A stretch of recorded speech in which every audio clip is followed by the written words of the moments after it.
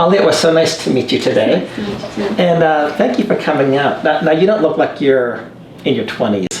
Do you mind I ask how old you are or not? I'm 16. You're 16. Yes. You were very eloquent in the questions that you asked. You had some very insightful questions for Julissa Martinez.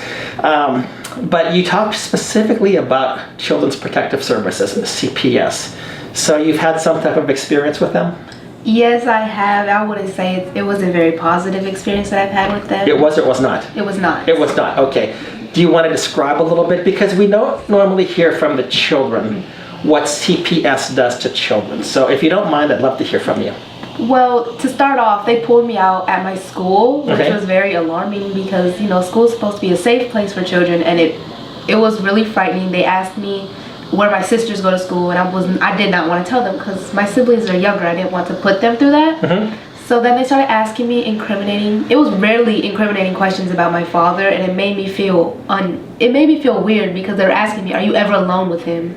And I was like, "Of course, he's my dad. Like, what are you talking about?" They were Right. like, "Do you know where your private parts are?" And I was like, "Yes." And they asked me to point them out, and I was very uncomfortable because I was in 9th grade. So yeah, I know those things, and they were trying to basically find a reason to make my dad look like the bad guy. Like he was a sexual abuser Yes. of some sort. And yes, and I know it's because they're like, "Well, he's not your real father." And I was like, yes, he is. Blood doesn't show that we are, blood doesn't show us that we're related, but we are related regardless of what anyone says. Mhm. He's taking care of me. Mhm. He treats me like his own. When you say that, you know, he's your real father, how long has he been in your life? He's been in my life since I was in 5th grade. Okay. And I'm in 11th grade now, so. Okay. it's- So for the last 6 years. Yes. Now, do you also have a relationship with your biological father? I don't, but that's not closed off to me. My mom says at any time I can ask to talk to him. I've never talked to him before, so I kind of feel uncomfortable, but I'm starting to realize that maybe that might be important. That is my real father. Right. So can I ask a little bit about what the reasons are that you haven't talked with your father then? So him and my mom had me when they were in high school. Okay. And after that they kind of broke off, and Yeah.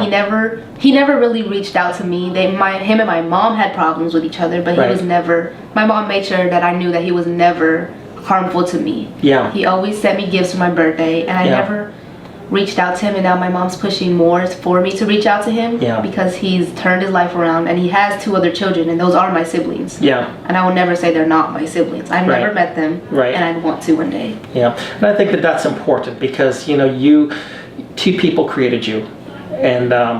And I think both mother and father, you have a right to know who your parents are. And I'm not trying to dismiss anything of what you've said, but you have blood from your natural father as well. And, you know, there's a lot of times that either a mother or a father do not see their children, but it's not necessarily that they don't want to. Yeah. I mean, every day they think about their child. I'm glad that your mother is encouraging your relationship with him, and I would do the same thing to say, you know, you need to know both parents. But CPS was apparently trying to set up your dad and try to make him as some type of a sexual predator. What was the cause of that to begin with?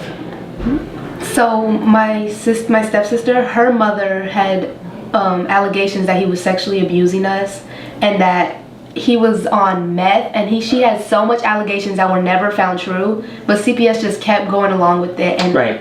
over years, there has been times they proved that it was false allegations, and they still listened to her and they believed her. And they followed me. We left that school district because of it, and they followed me to my other school.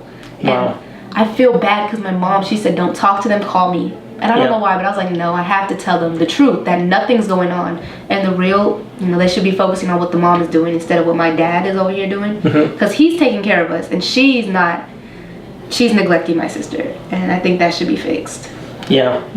So you don't have a lot of confidence in the Children's Protective Services agency. Yeah, I don't think that they are professionals. They don't know what's in the child's best interest because they don't know the child. Yeah, and that is one thing, that they do not know the child. What's in the child's best interest, that's a whole nother topic, but we'll not talk about that because I want to hear you from a child's perspective.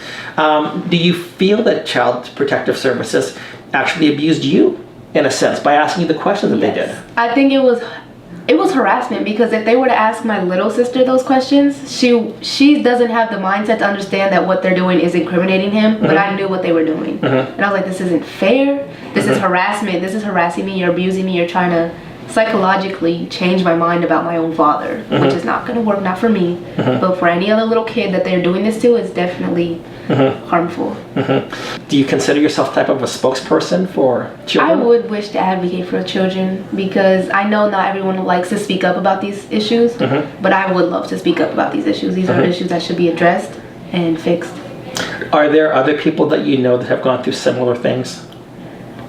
That's the thing. I don't know because no one likes to speak up about it. Right. I know my friends and a lot of people I know, they're having difficult home lives. When I ask them about it, they kind of close up, and I know something's going on. Yeah, and that is true, that there's some places that with family stuff, well, we've got to give this portrayal to society, and in many instances, as you were saying, if CPS is involved, they are looking for anything to try to incriminate a parent.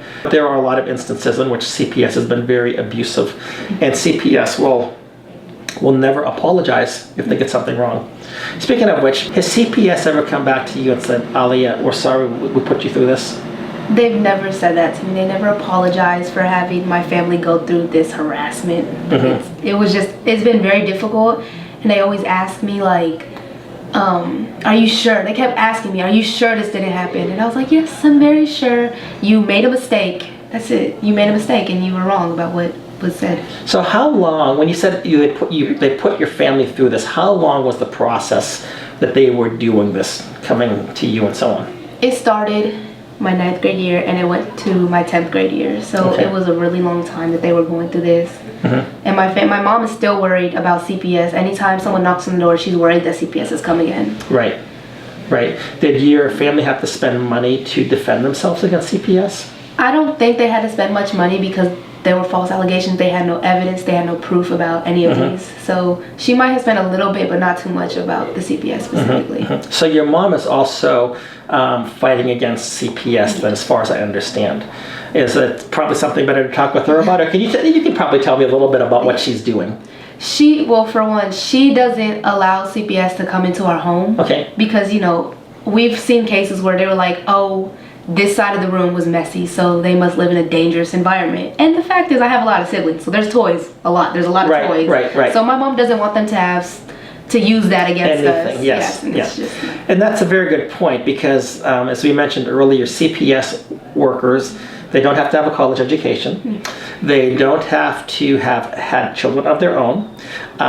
They can be people that would otherwise be, you could look at them as being somewhat dysfunctional, and yet they can come into a perfectly functional, outstanding home and somehow act as judge and tell you, you're not doing this right. Or as you mentioned, brothers and sisters playing with toys. Yeah. I mean, I remember growing up and I'm like, everything was everywhere. Everything's everywhere. No one's picking up things but me. Little siblings. I just play with it. But that was home. Yeah, that's my home. Like, yes, of course. I feel comfortable seeing the toys scattered everywhere because that's just, I know my siblings are having fun. Yeah. They're playing and they're safe. Yeah. They're fine. So did CPS actually try to interview your siblings as well? They did try, and we were worried because my sister, she's 11 now, but she was younger then, and she didn't know what was going on. She didn't know what to say. And they asked her specifically if we get corporal punishment, and she was confused that that was wrong, and it's not wrong. I mean, it's legal, and of course, sometimes we act out of hand. So, and it's never bad. It never leaves marks. None of that stuff. In fact, we don't even get whooped. We do like exercises, which is building us. I think it's a good corporal punishment. What else has CPS done that you were really shocked about? I'm trying to think. I was really shocked that I'm shocked that they do show up to our houses unannounced. They would come unannounced, and it was frightening because we're just sitting at home having a little family night, and then we get a knock. And then CPS comes. And then the next day, CPS comes, but it's a different worker. Yeah. So they just keep passing our case to other people. And I was like, it's not fair. Right. This lady knows what's going on, but now this lady has no idea what's going on. Yeah. And she's going to come into my home and just go off based off what this report says. And did they ever come with the police at your place or not? I don't think they've ever come with the police. Because I know some places they Yeah, have, they and come I with know that's a little bit of an extra step. But so at the beginning, did your mom invite them into the home, or because you said later on she no longer invites them in? But did she have an experience with that then? There was one time that she did come into our home, and thankfully this CPS worker was very kind and helped us understand what was really going on, how we could get past it. But not every CPS worker is like that. That was the only. I've been through 6 or 7 CPS workers, and she was the only one that was like that. And you know, so with the situation that I had when CPS got involved, I was told that CPS did not need to come into the house, but they didn't. Refused to let them enter. But then there was a situation with my grandchildren, and they knew. CPS actually stopped their investigation on my daughter because I, as the grandfather, was a very strong safety net for my grandchildren, and they were grateful for that, but they would not communicate that to my daughter. And as a result of this, that was able to be used against me. I had to defend myself in court. I had my daughter applied for a protective order against me. There was no reason to do this. They were my grandkids were at our house all the time. I was babysitting over there. My ex-wife got up there, committed perjury, all sorts of things like that. And there's no punishment. It cost me $20,000 to defend myself. But you know, and they get off scot-free. And I haven't seen my grandkids now for about 5 years. And this was a CPS issue.